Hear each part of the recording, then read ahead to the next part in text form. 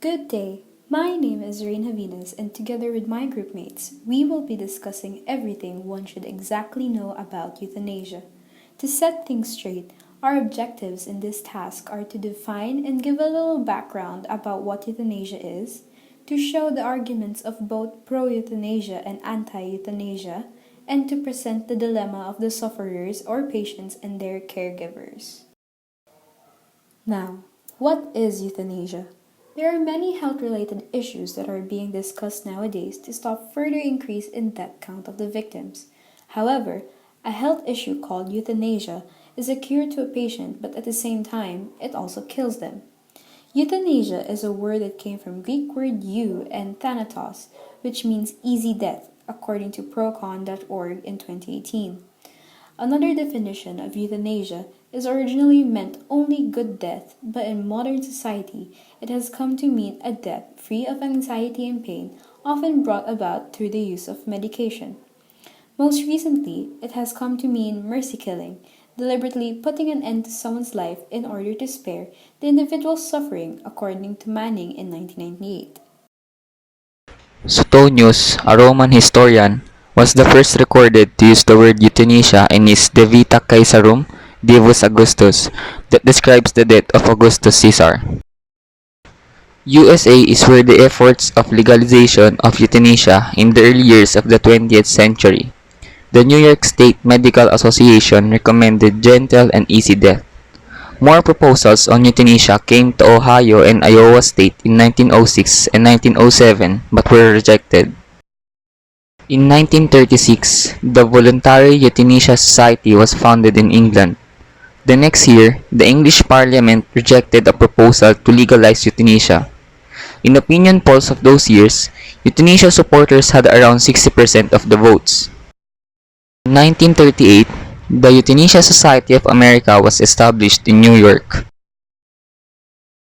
In 1984, the Netherlands Supreme Court approved voluntary euthanasia under certain conditions.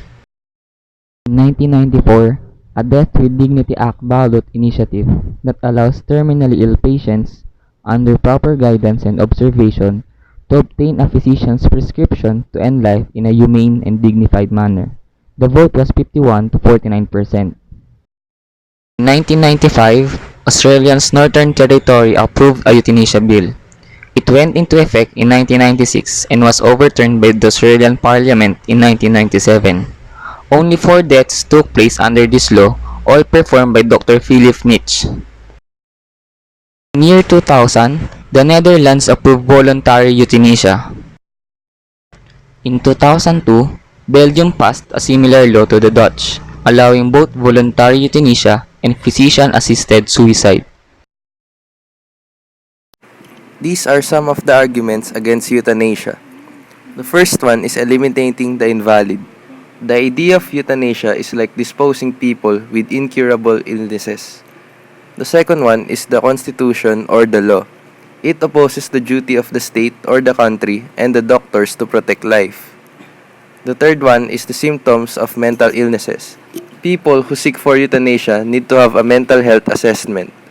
The fourth one is malicious intention. There is a big possibility that there will be people who will misuse the practice of euthanasia. The fifth one is the emphasis on care. The intention people should have is to add life to years. And last, the church. Euthanasia faces many controversies, and the Catholic religion and its believers is one of the opposing sides of this issue. I'm Alexi David, and I will be discussing about the counter-arguments of euthanasia supporters. The first argument is about the caregiver's burden.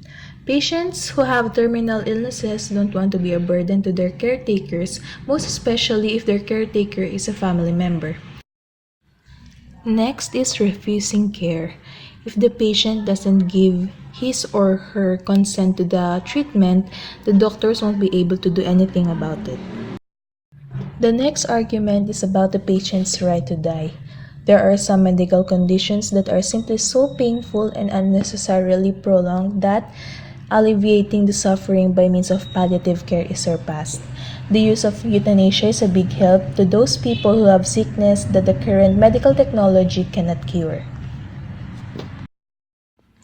Lastly, encouraging the organ transplantation. Euthanasia gives opportunity to advocate for organ donation.